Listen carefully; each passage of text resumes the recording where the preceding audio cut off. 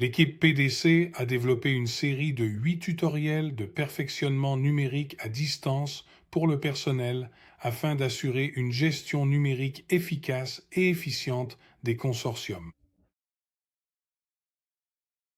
Dans ce tutoriel, nous allons voir comment utiliser les solutions de stockage dans le cloud telles que Google Drive. Voyons ses principales fonctionnalités. Google Drive est un service de stockage gratuit dans le cloud, conçu pour un espace sécurisé et accessible pour tous vos documents importants. Vous pouvez y enregistrer vos fichiers, données, vidéos et photos. L'un des avantages majeurs de Drive est sa capacité à synchroniser vos fichiers stockés sur tous vos appareils de manière transparente. Cette synchronisation vous permet d'y accéder partout, que vous soyez au travail, en vacances ou en déplacement, garantissant que vos informations sont toujours à portée de main. Pour commencer, Google vous offre généreusement 15 Go de stockage gratuit, un espace considérable pour la plupart des utilisateurs. Pour utiliser Google Drive, la première étape est de créer un compte Gmail. Rendez-vous sur gmail.com et cliquez sur « Créer un compte pour moi-même ». Une fois votre compte créé, vous avez instantanément accès à Google Drive ainsi qu'à toute la gamme complète des applications Google gratuites. Pour accéder à Drive depuis votre compte Gmail, cliquez sur l'icône Google Apps, souvent représentée par une grille de 9 petits carrés située à droite de l'écran. Cliquez ensuite sur l'icône Drive dans le menu déroulant et votre espace Mon Drive apparaîtra automatiquement. Il contient tous les fichiers et dossiers que vous avez téléchargés ou synchronisés. Pour gagner du temps et accéder directement à Google Drive sans passer par Gmail, téléchargez et installez l'application Google Drive sur chacun de vos appareils. Vous pouvez désormais stocker vos fichiers et dossiers existants ou en créer de nouveaux directement dans votre Google Drive personnel. Votre dossier Google Drive personnel apparaîtra automatiquement sur votre appareil avec tous vos fichiers et dossiers, agissant comme une extension de votre stockage local. Il existe de nombreuses autres solutions gratuites de stockage dans le cloud, telles que OneDrive de Microsoft, Dropbox ou iCloud d'Apple, qui fonctionnent de manière similaire. Cependant, comme pour Google Drive, certaines fonctionnalités avancées ou un espace de stockage supplémentaire ne sont disponibles qu'avec les versions payantes. Bonjour à tous les membres des consortiums Erasmus+. La gestion des horaires dans des équipes peut être un véritable défi, n'est-ce pas? Entre les fuseaux horaires différents, les réunions manquées et les conflits d'emploi du temps, la collaboration peut vite devenir complexe. Heureusement, Google Calendar et Outlook Calendar sont des outils puissants pour surmonter ces obstacles et améliorer votre efficacité. Avec Google Calendar, vous pouvez facilement créer et partager des calendriers avec votre équipe en définissant des niveaux d'autorisation précis. Vous pouvez également configurer des rappels, intégrer Google Meet et lier des documents comme l'ordre du jour directement depuis Google Drive. De même, Outlook Calendar permet de partager votre emploi du temps avec des membres spécifiques du consortium avec des paramètres de permission similaires. L'intégration avec Microsoft Teams est fluide et vous pouvez catégoriser les événements par couleur pour une meilleure clarté, par exemple, en bleu les réunions, en rouge les échéances. Enfin, établissez un protocole clair pour les invitations. Définissez qui doit être convié à chaque type d'événement et gérez les réponses pour garantir la présence des bonnes personnes. Nous savons que certains partenaires préfèrent Google et d'autres Outlook. La bonne nouvelle est que ces outils peuvent fonctionner ensemble. Des outils tiers ou des fonctionnalités natives permettent de synchroniser les calendriers, assurant une cohérence quel que soit l'outil principal utilisé. Vous pouvez également vous abonner à un calendrier Google dans Outlook via un flux ICS, et vice-versa, pour une visibilité des événements. Une communication claire et des mises à jour manuelles occasionnelles sont essentielles pour que tous les membres soient informés des échéances critiques. Ces outils garantissent que, même avec des plateformes différentes, chacun reste informé et aligné sur les objectifs du projet.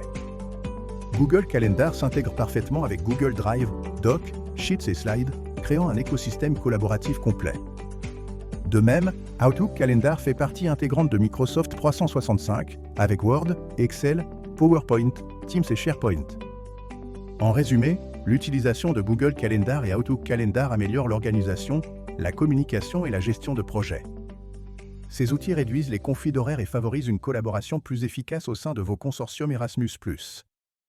Nous vous encourageons à adopter ces stratégies pour atteindre vos objectifs de projet avec succès. Tutoriel PDC 3. Utilisation des applications de visioconférence. Dans ce tutoriel, nous allons nous intéresser aux applications de visioconférence. Car en tant que coordinateur d'un consortium, vous devez communiquer de manière rapide, régulière et efficace avec vos membres et vos partenaires étrangers. Vous pouvez avoir une conversation en face à face avec une ou plusieurs personnes, depuis le confort de votre bureau ou de votre domicile. Plusieurs outils peuvent améliorer la qualité de ces réunions. Par exemple, vous pouvez partager votre écran pour montrer un document pendant que vous l'expliquez. Vous pouvez virtuellement lever la main pour poser une question. Vous pouvez même envoyer une réaction. Vous pouvez laisser vos commentaires dans un chat qui peut être partagé dans un document une fois la vidéoconférence terminée. Il s'agit d'une sorte de FAQ utile pour garder une trace de toutes les questions et réponses. Vous pouvez également disposer de sous-titres utiles pour les réunions multilingues avec vos partenaires étrangers. Examinons 3 des applications de vidéoconférence les plus populaires.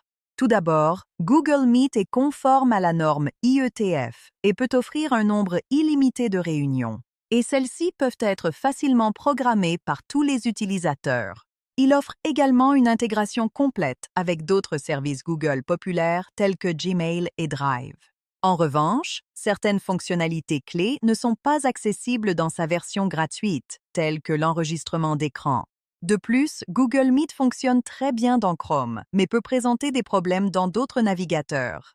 Deuxièmement, Microsoft Teams est un service hautement sécurisé qui offre un large éventail de fonctionnalités, telles que le partage d'écran, les salles de réunion et l'intégration d'applications Microsoft.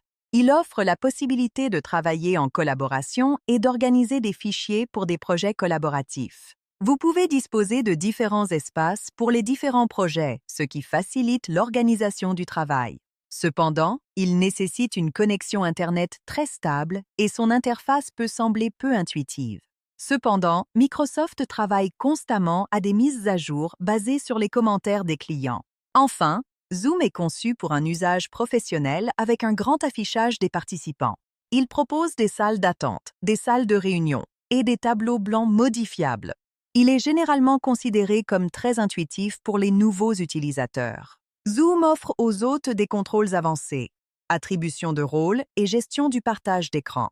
Il permet aussi le verrouillage de la réunion en un clic, utile pour les présentations. Cependant, la version gratuite limite les réunions à 40 minutes et sa version web est plus restreinte. Voici quelques conseils destinés aux coordinateurs pour réussir leur vidéoconférence. La clé réside dans la préparation. Assurez-vous que votre ordinateur fonctionne et que tout est téléchargé. Entraînez-vous avec vos collègues au sein de votre organisation avant votre première réunion externe. Envoyez les invitations à l'avance, accompagnées d'instructions écrites sur les outils à utiliser.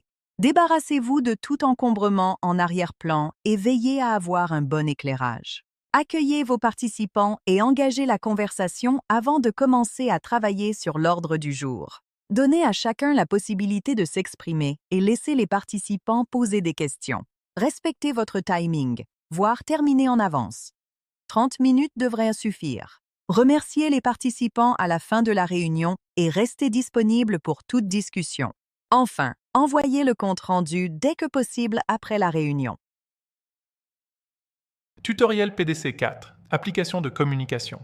Dans ce tutoriel, nous explorerons différentes applications de communication qui facilitent la coopération dans votre travail quotidien en tant que coordinateur d'un consortium. Nous nous concentrerons sur 3 canaux clés: le courrier électronique, les réseaux sociaux et les appels vidéo.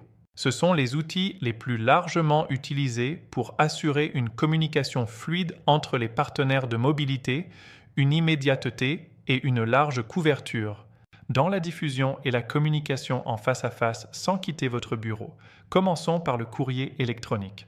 Le courrier électronique reste la colonne vertébrale de la communication professionnelle. Les meilleures pratiques consistent à rédiger des objets clairs, par exemple, progrès plus nom de l'étudiant, à rédiger des courriels courts et professionnels, à joindre les documents pertinents et à effectuer un suivi avec des accusés de réception si nécessaire. Les fournisseurs nord-américains comprennent Gmail, Outlook et Yahoo, ainsi que des options européennes telles que ProtonMail, Tutanota et GMX. Commençons par les fournisseurs nord-américains. Chaque plateforme offre des avantages différents. Concentrons-nous sur les plus importants. Gmail dispose d'un espace de stockage important et d'une interface utilisateur intuitive, et il est également intégré à Google Workspace. Cependant, il dispose d'un filtrage anti-spam agressif et vous dépendez de la connexion Internet. Outlook fonctionne de manière transparente avec Microsoft 365 et met l'accent sur la confidentialité. De plus, vous pouvez travailler hors ligne. Cependant, son interface n'est pas très intuitive et son espace de stockage est assez limité. Yahoo est très utile pour les utilisateurs occasionnels qui recherchent un espace de stockage gratuit important, une interface conviviale et gratuite. Parmi les inconvénients, on peut citer les publicités fréquentes dans votre boîte de réception ou le service client peu fiable. Même si les fournisseurs nord-américains sont les plus utilisés, n'oublions pas qu'il existe également des options européennes, telles que ProtonMail, Tuta et GMX. Leur caractéristique la plus importante est leur stricte protection des données européennes, car ils utilisent des serveurs européens. Cependant, ils offrent généralement des options de stockage gratuits assez limitées et ne sont pas intégrés dans des écosystèmes populaires. N'oublions pas certaines des fonctions proposées pour faciliter notre communication, telles que les groupes de contacts, les modèles, les étiquettes ou tags, la planification des emails et la signature personnalisée. Passons maintenant aux réseaux sociaux. Ils sont extrêmement utiles pour la communication et la diffusion massive de vos projets. WhatsApp et Telegram sont tous deux rapides et efficaces pour communiquer instantanément et de manière urgente avec vos partenaires. Ils vous permettent de créer des groupes avec vos étudiants lorsqu'ils sont à l'étranger et encouragent la discussion. Et les processus décisionnels collaboratifs. Vous pouvez partager des documents, des vidéos et des fichiers audio instantanément. De plus, la création de communautés via WhatsApp professionnel est très utile et vous permet de séparer vos messages personnels et professionnels. Continuons avec Facebook, X, Instagram et TikTok. Chacun a son usage spécifique. Facebook est destiné à des communautés et des informations diverses, Instagram au contenu visuel et aux affaires. X aux actualités et discussions en temps réel, et enfin TikTok aux vidéos courtes, aux divertissements et aux tendances virales. D'autre part, LinkedIn vous permet de créer et de maintenir un réseau de contacts professionnels et d'établir des relations qui peuvent déboucher sur de nouvelles collaborations ou opportunités d'emploi. N'oublions pas les plateformes API-Lay, eCep et eTwinning. Il s'agit de plateformes européennes multilingues, librement accessibles pour le travail et les projets collaboratifs, la recherche de partenaires et la création de communautés de professionnels. Enfin, rappelons-nous à quel point les vidéoconférences sont utiles pour communiquer simultanément avec plusieurs partenaires. Elles vous permettent d'avoir des discussions en face à face, de partager et d'afficher des documents et bien plus encore. Pour plus d'informations, consultez le tutoriel 3. Merci d'avoir suivi ce tutoriel. Dans ce tutoriel, nous allons voir comment utiliser deux applications de traduction gratuites et très efficaces, Google Translate et DeepL. Accédez à Google Translate via votre navigateur web ou en téléchargeant l'application mobile. La version web vous permet de traduire des mots, des phrases et des documents entiers. L'application pour smartphone offre la traduction d'images et de discours, très utile lors d'un appel. Google Translate est idéal pour la traduction de sites web et peut fournir des transcriptions en temps réel. Passons maintenant à DeepL, une excellente ressource pour traduire des textes plus techniques et nuancés. Pour l'utiliser, allez simplement sur www.deepl.com. Saisissez ou copiez-collez le texte, choisissez la langue cible parmi 33 options et obtenez la traduction instantanément. Les résultats sont remarquables et DeepL peut également traduire des documents entiers comme des PDF, Word et PowerPoint avec sa version payante. DeepL est utilisé par plus de 200 000 entreprises, traduisant 70 millions de mots chaque mois. Il offre des fonctionnalités avancées comme les glossaires, les règles et clarifie pour des traductions précises, améliorant l'efficacité de 86%. Bien que les traductions ne soient pas toujours parfaites, ces outils peuvent vraiment vous aider lorsque vous travaillez dans une langue que vous ne maîtrisez pas parfaitement. Tutoriel PDC 6. Comment utiliser iLove PDF. Dans ce tutoriel, nous verrons comment utiliser iLove PDF dans votre travail quotidien en tant que coordinateur Erasmus+ d'un consortium. Le travail avec des documents PDF fait partie du quotidien d'un coordinateur et il est essentiel de savoir les diviser, les fusionner, les organiser et les modifier tout au long du projet. Cela inclut les candidatures, les rapports, les contrats d'études, les contrats et bien plus encore. iLove PDF offre à l'utilisateur la possibilité de modifier un document PDF de différentes manières, toutes gratuites. Voyons maintenant ensemble les étapes clés de ce processus. Tout d'abord, créez un compte gratuit sur le site web iLove PDF.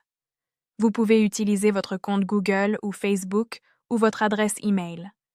Commencez par ouvrir l'application iLove PDF et cliquez sur Tous les outils. Nous allons maintenant vous présenter brièvement certains des outils les plus utiles et les plus couramment utilisés que vous pouvez trouver dans iLove PDF. Merge, un outil conçu pour fusionner plusieurs documents PDF en un seul grand document. Vous pouvez choisir l'ordre des documents à fusionner, inclure toutes les pages ou seulement une sélection. Split, un outil conçu pour diviser un document PDF en plusieurs documents PDF. Vous pouvez sélectionner des plages, le nombre de pages, et vous pouvez le diviser en autant de documents séparés que vous le souhaitez. Remove and Extract Pages, outil permettant de supprimer n'importe quelle page d'un document PDF et ou d'extraire n'importe quelle page. Il convertit ces pages en documents PDF séparés, vous permettant de garder uniquement ce dont vous avez besoin. Convertir vers à partir du format PDF, outil conçu pour convertir pratiquement tout type de documents vers ou à partir du format PDF. Cela inclut les documents Word, les présentations PowerPoint et les feuilles Excel, rendant le partage très simple. Modifier un PDF. Vous pouvez ajouter du texte, des images et des formes à votre document. Il vous suffit de choisir l'une des options, de marquer l'endroit souhaité et d'écrire ou de télécharger l'image. Vous pouvez faire pivoter et recadrer des documents, mais aussi ajouter des numéros de pages et des filigranes. iLove PDF dispose de nombreux outils supplémentaires pour gérer n'importe quel document PDF. Pour découvrir d'autres fonctionnalités utiles, veuillez vous reporter aux diapositives suivantes de la présentation PDF. Ce tutoriel vous montrera comment signer numériquement des documents avec iLove PDF ou Adobe Acrobat Reader. Ces outils offrent des méthodes sécurisées et juridiquement valides pour gérer vos documents électroniques, simplifiant vos processus administratifs. Pour iLove PDF, créez un compte gratuit sur leur site web officiel. Une fois votre compte créé et confirmé, vous pourrez travailler efficacement avec vos fichiers PDF. Ouvrez l'application iLove PDF, puis naviguez vers « Tous les outils ».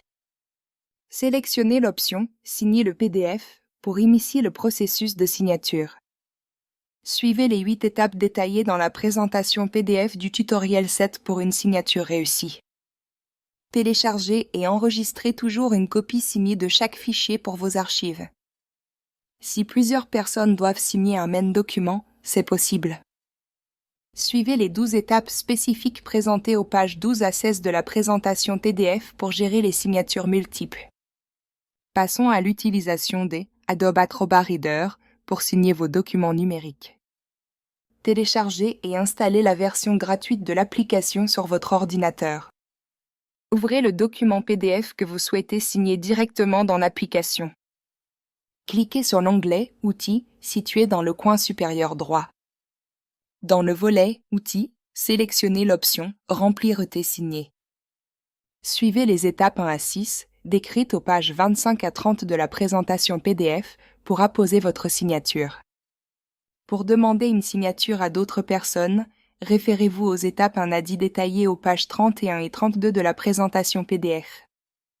Vérifiez que toutes les personnes concernées ont bien signé le document, assurant ainsi sa validité. Ces méthodes vous permettent de gérer vos documents numériques de manière efficace et sécurisée. Nous espérons que ce tutoriel vous a été utile. Dans ce tutoriel, nous vous présentons des applications mobiles et logiciels pour travailler plus efficacement en tant que coordinateur. Tout d'abord, utilisez des applications de communication pour rester connecté, garantissant une réactivité constante. Des applications comme WhatsApp ou Telegram sont idéales pour envoyer des messages et appeler étudiants, familles d'accueil et organisations sans délai. Deuxièmement, utilisez des applications de gestion de documents pour accéder et partager vos fichiers importants en toute sécurité, où que vous soyez. Des applications spécifiques convertissent rapidement des documents papier en PDF numérique de haute qualité, simplement avec l'appareil photo de votre téléphone. Troisièmement, utilisez des applications d'organisation pour gérer vos tâches quotidiennes et suivre leur progression de manière intuitive depuis votre téléphone. Quatrièmement, des applications de navigation et de traduction facilitent vos déplacements et votre communication dans des environnements variés. Des applications GPS vous aident à trouver des lieux précis et l'itinéraire le plus rapide, optimisant ainsi votre temps de trajet. Des applications de traduction avancées vous permettent de lire des panneaux et de communiquer efficacement en plusieurs langues en temps réel. Enfin, utilisez des applications de sécurité pour protéger vos données sensibles et vos appareils contre les menaces numériques. Des applications de réseau privé virtuel, ou VPN, sont essentielles pour naviguer et travailler en toute sécurité, protégeant votre confidentialité et vos informations. Après avoir visionné ce tutoriel, vous pouvez consulter la présentation PDF et vous exercer, avec un quiz interactif pour vérifier votre compréhension. Ça a l'air amusant. Vous pouvez également suivre les liens vers des fonctions plus approfondies expliquées dans des tutoriels en accès libre sur YouTube. Toutes les ressources d'apprentissage du PDC sont facilement accessibles via un lien hypertexte sur les pages Facebook et LinkedIn du PDC, la chaîne YouTube du PDC, ainsi que la communauté de pratique du PDC sur la plateforme Apple et bien sûr sur le site web du PDC. Bonne chance et amusez-vous à développer vos compétences numériques